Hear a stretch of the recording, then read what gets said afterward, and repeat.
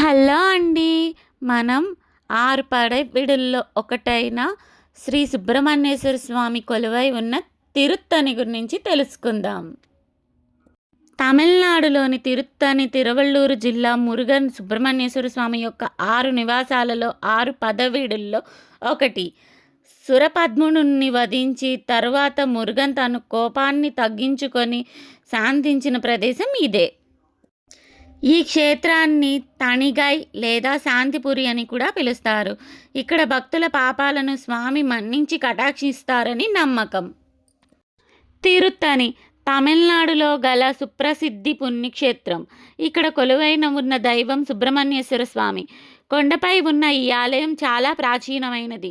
ఈ దివ్యక్షేత్రంలో శ్రీ సుబ్రహ్మణ్యేశ్వర స్వామి వారు వల్లి దేవసేన సమేత అమ్మవార్ల సహితంగా కొలువై ఉన్నారు. తమిళనాడులోని సుబ్రహ్మణ్య క్షేత్రాలలో విశిష్టమైనదిగా పేరుగాంచిన ఈ క్షేత్రం తమిళులందరికీ ఆరాధ్య క్షేత్రం. తమిళులు ఇష్టదైవంగా ఇలవేల్పుగా పూజించుకుంటున్న సుబ్రహ్మణ్యేశ్వర స్వామి ఇక్కడ మురగపెనుమార్లుగా పూజలు అందుకుంటున్నారు.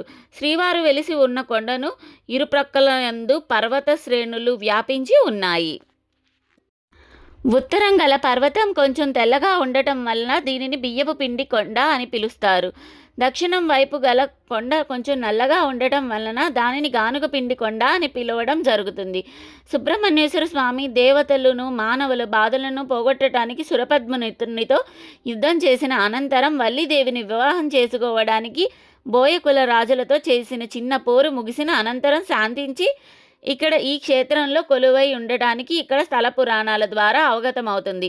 స్వామి శాంతించి ఇక్కడ కొలువయ్యాడు కనుక ఈ క్షేత్రానికి తనిగై లేదా శాంతిపురి అని పేరు వచ్చింది. అలాగే తనిగా అనే పదానికి మన్నించుట లేదా ఓదార్చుట అని అర్థం చెబుతారు.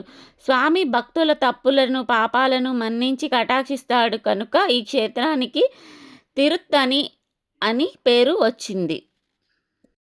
చరిత్ర. శ్రీ సుబ్రహ్మణ్యేశ్వర స్వామి వారి ఆలయం అతి పురాతనమైనది. 1600 సంవత్సరాలకు పూర్వం నుంచే ఇక్కడ ఈ ఆలయం ఉన్నట్లు శాసనాల ద్వారా అవగతమవుతుంది.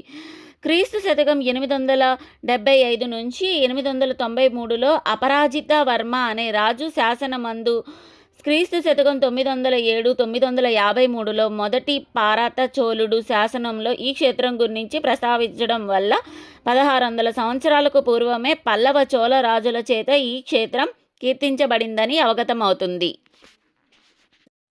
కాలినడకన చేరుకునే విధానం. రైల్లో తిరుత్తణి వెళ్తే రైల్వే స్టేషన్ బయటకు వస్తే రోడ్డు కనిపిస్తుంది. అక్కడ నుంచి ఎడం వైపు నడిస్తే బస్టాండ్ చేరుకుంటాము. బస్టాండ్ నుంచి కొండపైకి బస్సులు ఆటోలు ఉంటాయి. మెట్ల మార్గం కూడా ఉంటుంది. ఇక్కడ మనకి కొండ క్రిందనే కళ్యాణకట్ట ఉంటుంది. ఇక్కడ మొత్తం 365 మెట్లు ఉన్నాయి. ఈ మెట్లను సంవత్సరంలోని 365 రోజులకు ప్రతీకగా చెప్తారు. తిరుపతి లాగే ఇక్కడ కూడా మెట్లకు పసుపు కుంకుమ రాయడం, కర్పూరం వెలిగించడం చేస్తారు. స్థల పురాణం. త్రేతాయుగంలో శ్రీరామచంద్ర ప్రభువు రావణ సంహారం చేసిన తర్వాత రామేశ్వరంలో ఈశ్వరుని ఆరాధిస్తాడు. అక్కడ ఈశ్వరుడి ఆనతి మేరకు శ్రీరాముడు ఈ తిరుత్తణి క్షేత్రాన్ని దర్శిస్తాడు.